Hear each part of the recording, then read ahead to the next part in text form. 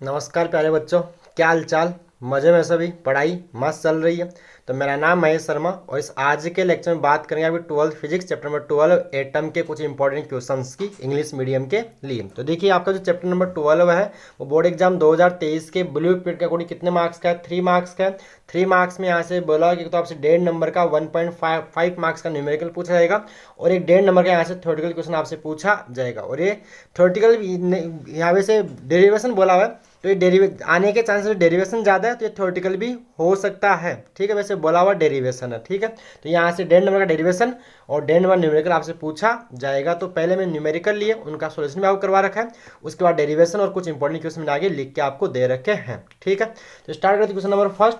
Question first क्या बोला देखिए, determine the wavelength of the first spectral line in the Lyman series of the hydrogen spectrum. इसके अलावा given है कि रिडबर्ग कांस्टेंट की जो वैल्यू आपको 1.097 इंटू 10⁻⁷ पर मीटर आपको लेनी है। तो देखिए क्या होता है, रिडबर्ग फॉर्मूला क्या होता है अपन जानते हैं, 1/λ इज इक्वल टू, वैसे तो 1/λ इज इक्वल टू क्या होता है, are Z square into 1/n1² minus 1/n2, यहाँ पे जेड स्क्वायर और आता है। लेकिन अगर हाइड्रोजन एटम की बात करें तो हाइड्रोजन एटम का जो एटॉमिक नंबर है वो Z1 हो जाएगा। तो यहाँ पे सीधा आप लिख सकते हो इसको 1/λ is equal to R into 1/n1² minus 1/n2 आप इसको लिख सकते हो। अब बात करते हैं, देखिए लाइमन सीरीज की बात करते हैं, तो लाइमन सीरीज के फर्स्ट लाइन की बात कर रहे हैं, तो फर्स्ट लाइन का मतलब क्या होगा, इलेक्ट्रॉन कहाँ से कहाँ आएगा, सेकंड से फर्स्ट के अंदर आएगा, यही तो होता है। तो यहाँ पे n1 की वैल्यू हो जाएगी 1 और n2 क्या हो जाएगा 2। तो फॉर्मूला लगा दीजिए 1/λ is equal to R into ये 1/1² माइनस 1/2² n1 n2 की वैल्यू राइट कर दिए। सोल्व करेंगे तो आपको मिलेगा 1/λ इज इक्वल टू, ये आपको 1/λ ये मिल जाएगा। तो यहाँ से लैम्डा क्या आएगा 4/3r। अब आर की वैल्यू आपको पुट करनी है, कितना आएगा आर की वैल्यू पुट करनी है आपको ये वाली।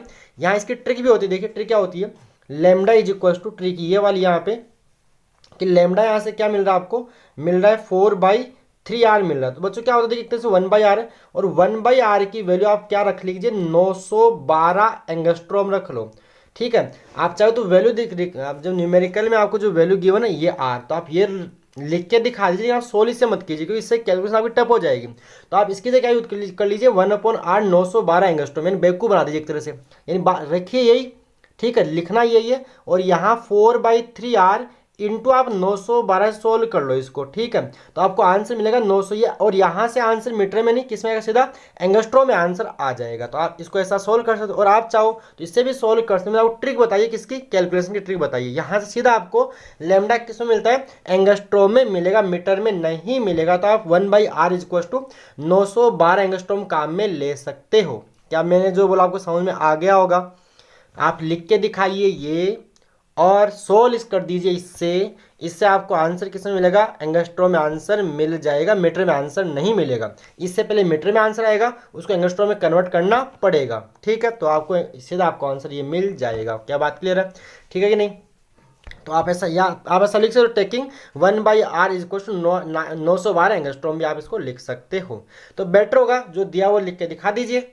ठीक है, कंफ्यूज नहीं होना है, या तो आप इससे सॉल्व कर लेना। मैंने आपको कैलकुलेशन केवल ट्रिक बताई है आसान करने के लिए। ठीक, चलिए नेक्स्ट क्वेश्चन बात करते हैं। यहाँ पे देखिए इस टाइप के क्वेश्चन एग्जाम में आते ही आते हैं, ये लाइमन सीरीज बामर वगैरह के। यहाँ पे देखो लाइमन भी हो सकता है, फर्स्ट लाइन बामर की पूछ सकता है, फर्स्ट लाइन लाइमन की पूछ सकता है, पासन की पूछ सकता है, ब्रैकेट पूछ सकता है, फुंड पूछ सकता है। जो भी पूछे मैंने आपको ट्रिक्स बता दिया, मैंने इसके जैसा या ये हो सकता है। लाइमन की जगह हो सकता है बामर की फर्स्ट पूछ ले, या पासन की फर्स्ट पूछ ले, या फुंड की फर्स्ट पूछ ले। तो उससे आपको परेशान नहीं होना चाहिए, पता होना चाहिए फर्स्ट क्या होती है और लास्ट वाली क्या होती है। ठीक है, तो आगे बात करते हैं फर्स्ट सेकंड टाइप। देखो सेकंड क्वेश्चन इस टाइप का भी आता है, find the ratio of maximum to minimum wavelength to minimum wavelength for the line of Balmer series in the hydrogen spectrum. ठीक है, तो आपको क्या निकालना है, यानी जो बामर सीरीज है उसकी मैक्सिमम और मिनिमम जो वेवलेंथ उनका आपको रेशियो फाइंड आउट करना है। तो देखिए बच्चों एक ट्रिक होती है, मैक्सिमम के लिए जो ट्रांजिशन है वो क्या होता है, शॉर्टेस्ट, यानी इलेक्ट्रॉन पास से आएगा, और मिनिमम के लिए कहाँ से आएगा, दूर से आएगा। यानी मिनिमम के लिए इन्फिनिटी से आएगा और मैक्सिमम के लिए पास से आएगा। ठीक है, यानी ट्रांजिशन क्या होगा, अगर मैक्सिमम है तो ट्रांजिशन लेना होता है शॉर्टेस्ट, और मिनिमम है तो ट्रांजिशन लेना होगा आपको मैक्सिमम लेना होगा। तो यही ऐसा आपको लिख के दे दिया। तो देखिए वहाँ यही बात किसकी करनी है, from Rydberg formula for H atom hydrogen atom, तो जेड की वैल्यू कर देंगे 1। तो ये आएगा हाइड्रोजन एटम के लिए जो रिडबर्ग फॉर्मूला होता है वो होता है 1/λ is equal to r into 1/n1 square minus 1/n2 square. सीधा आपसे ये पूछ सकता है right Rydberg formula for hydrogen atom, तो ये हो गया फॉर्मूला। ठीक है, अब यहाँ से आगे बात करते हैं अपन for maximum wavelength of Balmer series. तो बाल्मर इलेक्ट्रॉन कहाँ से आएगा, 3 से 2, 4 से 2, 5 से 2 एंड इन्फिनिटी से 2। तो यहाँ मैक्सिमम के लिए लेना होगा n1 2 होगा, n2 होगा 3, n2 जहां से इलेक्ट्रॉन आ रहा है, n1 जहां इलेक्ट्रॉन आ रहा है, ये भी क्लियर। n1 क्या होता है, जहां पे इलेक्ट्रॉन आएगा, n2 जहां से इलेक्ट्रॉन आ रहा है। तो यहाँ पे जो लैम्डा मैक्सिमम आपको मिलेगा, लैम्डा मैक्सिमम जो आपको मिलेगा यहाँ से, तो यहाँ पे देखिए n2 की वैल्यू पुट कर दीजिए, n1 की वैल्यू पुट कर दीजिए और मैं क्या बोल रहा हूँ, n1 की पुट कर दीजिए और n2 की वैल्यू पुट कर दीजिए। इसको आप सोल्व करोगे आपको तो ये मिलेगा 1/λ।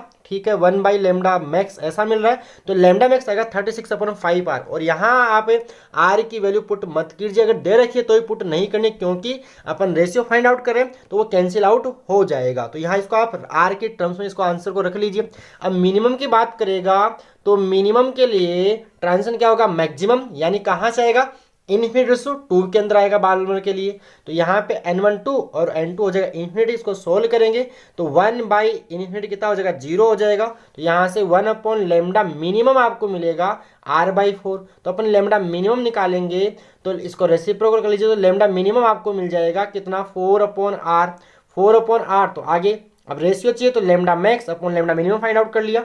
इसको आप सोल्व करोगे तो आपको मिलेगा बच्चों ये लैम्डा मैक्स कितना मिलेगा, lambda max upon lambda minimum मिलेगा आपको 9:5 आपको आंसर मिलेगा। ठीक है, तो ये हो गया आपका।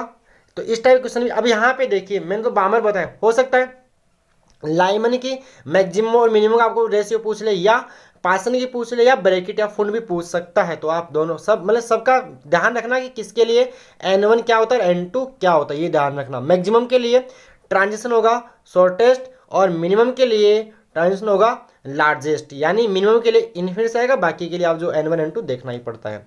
ठीक है, तो इस टाइप के क्वेश्चन भी एग्जाम में पूछे जाते हैं और ये इंपॉर्टेंट है बोर्ड एग्जाम के लिए। चलिए आगे नेक्स्ट क्वेश्चन की बात करते हैं जो भी न्यूमेरिकल ही है। तो ये भी न्यूमेरिकल नेक्स्ट टाइप का न्यूमेरिकल दी बोला है, ये आपका सैंपल पर 2023 का क्वेश्चन भी है। The radius of inner most electron orbit of a hydrogen atom is 5.3 into 10⁻11 metre. इसको बोर रेडियस भी बोला जाता है। Then determine the radius of the n is equal to 2 and n is equal to 3 orbit. तो बच्चों वैसे तो जो Rn का फॉर्मूला होता था वो होता था एप्सिलॉन, क्या होता था, epsilon not n square upon n square h square upon pi m z square होता था। इसको सोल्व करते हैं तो r1 आता है ये, इसको बोर रेडियस बोलते हैं। और आगे के लिए जो रेडियस ऑफ, ये तो होगी रेडियस ऑफ फर्स्ट ऑर्बिट या इनर मोस्ट ऑर्बिट होगी। तो रेडियस ऑफ nth ऑर्बिट क्या होती है, rn is equal to n square into r1। और किसके लिए, फॉर ये only valid for H atom, सिर्फ और सिर्फ किसके लिए होती है, हाइड्रोजन एटम के लिए होती है। तो यहाँ Rn n यहाँ पे नंबर ऑफ ऑर्बिट है और R1 क्या है, रेडियस ऑफ फर्स्ट ऑर्बिट है। तो यहाँ n इज 2 की पूछ रहा है, तो 2 के लिए इसमें n की वैल्यू 2 पुट कर दीजिए और 3 के लिए इसमें आप n की वैल्यू 3 पुट कर लीजिए। इसको आप सोल्व कर लीजिए, आपको मिल जाएगा अपना आंसर। तो यहाँ ये फॉर्मूला आपको रिवाइज कर लेना है, तो इसको आप देख लीजिएगा। ठीक है, तो आप ये देख लीजिए, आपको मिल गया R2, बस n की वैल्यू मैंने 2 ही पुट की है।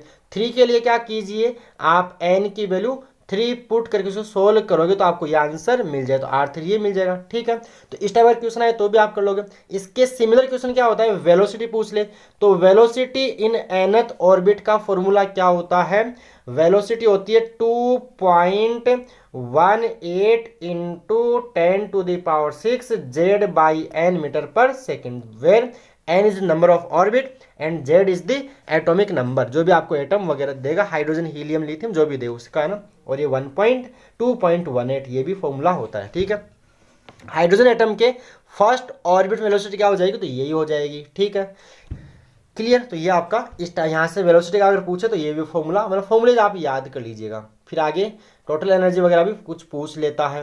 तो नेक्स्ट क्वेश्चन यहाँ पे है जो मैंने ले रखा है यहाँ पे। नेक्स्ट क्वेश्चन देखिए यहाँ पे बोला हुआ है how much energy is required. Question number से आप कंफ्यूज मत होना, इसके पहले क्वेश्चन आपको जो मतलब अपनी सीरीज चल रही थी क्वेश्चन नंबर अपने सीरीज का 94 क्वेश्चन है। चैप्टर फर्स्ट से कौन सा हो गया 94 क्वेश्चन आपका हो गया, नंबर से परेशान नहीं होना है। तो बोला how much energy is required to excite a hydrogen atom from its ground state to second excited state. तो बच्चों ये सेकेंड जो एक्साइटेड स्टेट मतलब होता है second excited state, third excited state इसका बोले तो सेकेंड एक्साइटेड स्टेट का मतलब है n इज इक्वल टू 3। ऐसा बोलता थर्ड एक्साइटेड स्टेट तो वहां n क्या हो जाता 4। ये बोलता फिफ्थ एक्साइटेड स्टेट तो वहां n क्या हो जाता 6 हो जाता। इस चीज का भी आपको ध्यान रखना है। तो ये बोला है how much energy is required to excite a hydrogen atom from its ground state to second excited state. तो बच्चों इसका फॉर्मूला होता है energy of an electron in the nth orbit of hydrogen atom. तो ये होता है En is equal to -13.6 upon n square electron volt. ये किसके लिए वैलिड है, सिर्फ और सिर्फ हाइड्रोजन एटम के लिए वैलिड है।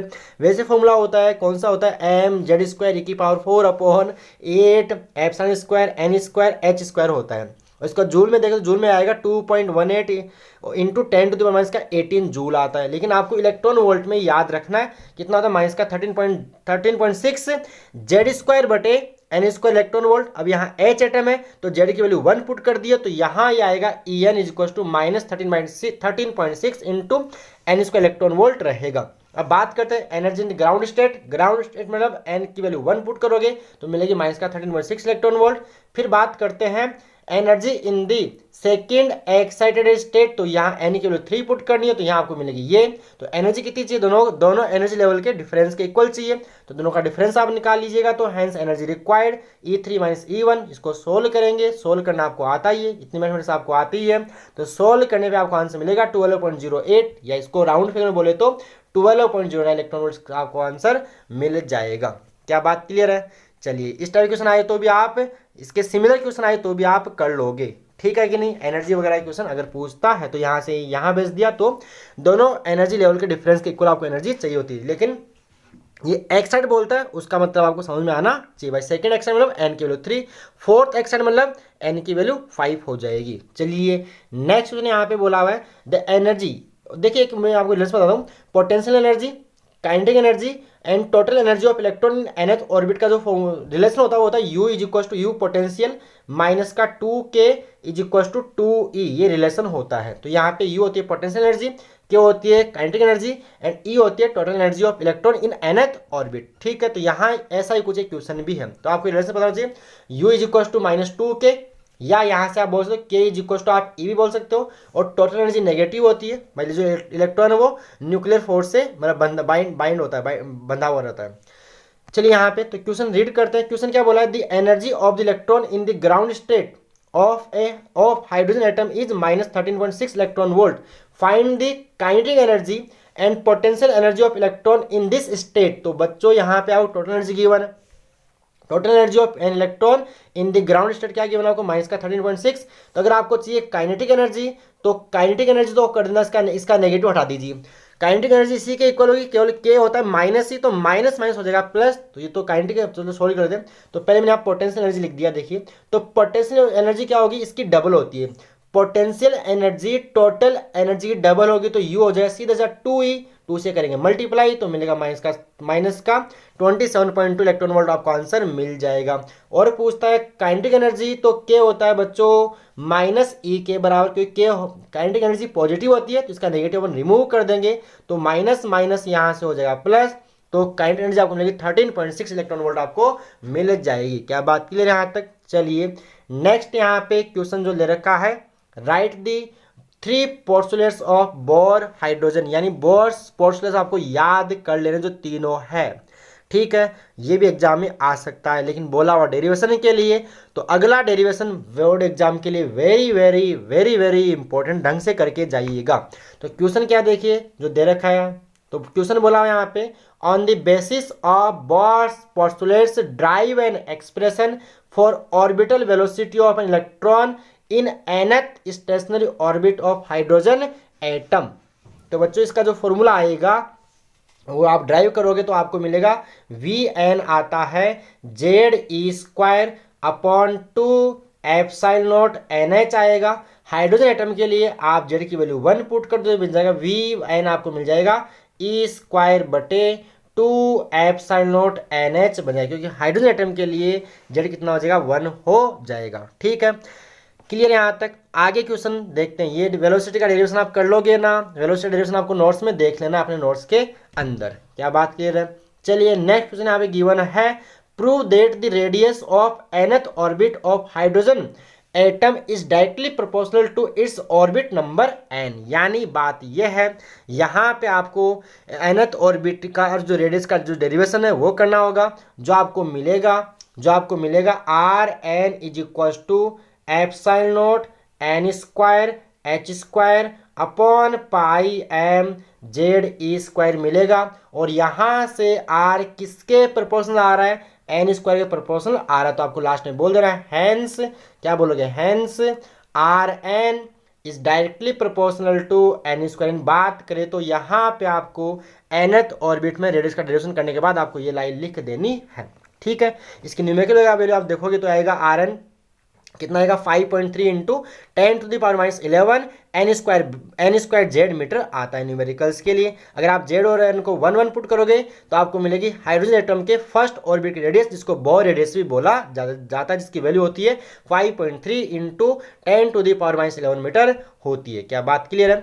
इसी के साथ साथ मैंने एक डेरिवेशन लिखा हुआ नहीं है, आपको nth ऑर्बिट में इलेक्ट्रॉन की टोटल एनर्जी का डेरिवेशन भी देख लेना है। कौन सा? ये वाला E is equal to minus m sorry एक बार दोबारा लिखते हैं, E is equal to minus m Z square e की power 4 upon 8 epsilon square h square और एन स्क्वायर डेरिवेशन। ये होता है टोटल एनर्जी का डेरिवेशन इन nth ऑर्बिट में टोटल एनर्जी इलेक्ट्रॉन की ये होती है।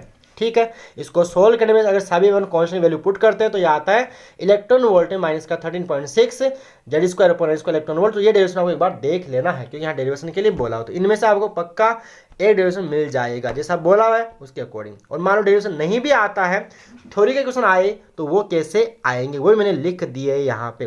तो डेरिवेशन के साथ साथ थ्योरी भी करके जाना, जो मैंने दिया वो तो करके जाना ही जाना है। और अगर आपको फिर भी डाउट रहे कि जो मैंने क्वेश्चन दिया उनसे आएगा या नहीं आएगा, तो बच्चों इसके लिए उपाय ये है, आप पुराने जो PYQs है वो कर जाइएगा 13 से लेके 22 तक। अगर आप ये करके जाते हो ना और पेपर अगर ब्लूप्रिंट के अकॉर्डिंग नहीं भी आता है ना, तो आप आराम से मैनेज कर लोगे, आप कोई दिक्कत नहीं होगी अगर आप PYQs करके जाते हो तो। और लेकिन PYQs करना है अकॉर्डिंग टू सिलेबस, क्योंकि मेरे पास कमेंट भी आते हैं कि सर इनमें से नहीं आया तो क्या होगा। तो इसका उपाय यही है, PYQ जो साथ साथ करके जाना। हालांकि जो मैंने क्वेश्चन लिए है वो PYQ से लिए, बोर्ड एग्जाम ब्लूप्रिंट 2023 को ध्यान में रखते हुए लिए, लेकिन मैं ठीक है क्लियर है यहाँ तक।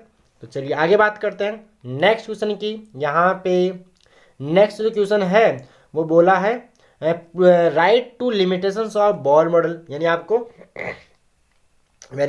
आपको बोर मॉडल की दो लिमिटेशंस आपको मतलब आपको जो बोर मॉडल जो लिमिटेशंस है वो आपको याद करनी, जो कमियां वो आपको याद, ड्रॉबैक्स आपको याद कर लेने हैं। नेक्स्ट क्वेश्चन है write two drawbacks of Rutherford model, Rutherford atomic model आपको देख लेने हैं। उसके बाद एक्सप्लेन, ये भी क्वेश्चन इंपॉर्टेंट क्वेश्चन रहता है, explain both second postulates with the help of de Broglie hypothesis and draw a stationary wave model of an electron for orbit n is equal to 3। ये वाला क्वेश्चन भी आपको देख लेना है। ठीक है, इसके साथ आप एक क्वेश्चन जो आपका पेज 9 से तैयार होगा कि जो अल्फा पार्टिकल स्कैटरिंग उसके जो कंक्लूजन है वो भी आप देख, alpha particle scattering experiment conclusion आपको एक बार थोड़े से पढ़ जाना है इसके साथ साथ। ठीक है, तो ये थे आपके चैप्टर नंबर 12 के इंपॉर्टेंट क्वेश्चंस। तो बच्चों सारे क्वेश्चन करके जाने हैं, ठीक है, अच्छी तरह से। अगर आपने आज तक कुछ भी नहीं पढ़ा है तो ये क्वेश्चन आपके लिए वैसे फिर रामबाण है, आप इससे पास तो पक्का हो ही जाओगे, ये तो गारंटी है। जिन्होंने आज तक कुछ नहीं पढ़ा है और जिन्होंने अच्छे तरह से तैयारी कर रखी है उनको हेल्प मिलेगी। ठीक है, रिवाइज कैसे क्वेश्चन बोर्ड एग्जाम में आते हैं। ठीक है, और इन क्वेश्चन से भाई मैं ऑब्जेक्टिव की गारंटी नहीं लेता हूँ, क्योंकि ऑब्जेक्टिव हर लाइन से बन सकता है। इन क्वेश्चन से आपको अबव 85 प्लस क्वेश्चन तो आपको 100 में से, यानी आप आराम से 85 के ऊपर नंबर आराम से ले आओगे इन पेपर से। ठीक है। और अच्छा आपकी तैयारी अच्छी है, अगर आप सारे ऑब्जेक्टिव और एमसीक्यूज कर लोगे तो आप 100/100 भी ले आओगे, ठीक है। 95 प्लस अबव 90 तो आपके नंबर आ जाए। कैसे आएंगे? अगर आप ऑब्जेक्टिव और एमसीक्यू सारे कर लोगे तो बाकी डेरिवेशन और न्यूमेरिकल जो मैं आपको दे रहा हूँ इनके जैसे या यही आपको मिलने वाले हैं। डेरिवेशन डिटो मिलने वाले, डेरिवेशन और थ्योरी तो आपको डिट्टो मिलेगी, न्यूमेरिकल या तो ये या इनके जैसा मिलेगा, लेकिन मिलेगा इनके जैसा ही, या ये भी मिल सकता है। तो अगर आप ऑब्जेक्टिव कर लेते हो, एमसीक्यूज अपने हिसाब से कर लेते हो पेपर के अंदर और ये क्वेश्चन कर लोगे तो आप 95 प्लस 100/100 भी ला सकते हो। पिछली बार भी जहां मैंने पढ़ाया था वहां 100 नंबर आ रखे हैं, ठीक है। तो विश्वास कीजिएगा, थोड़ा एक्सपीरियंस के बेस पे बोल रहा हूँ। ओके प्यारे बच्चों, धन्यवाद।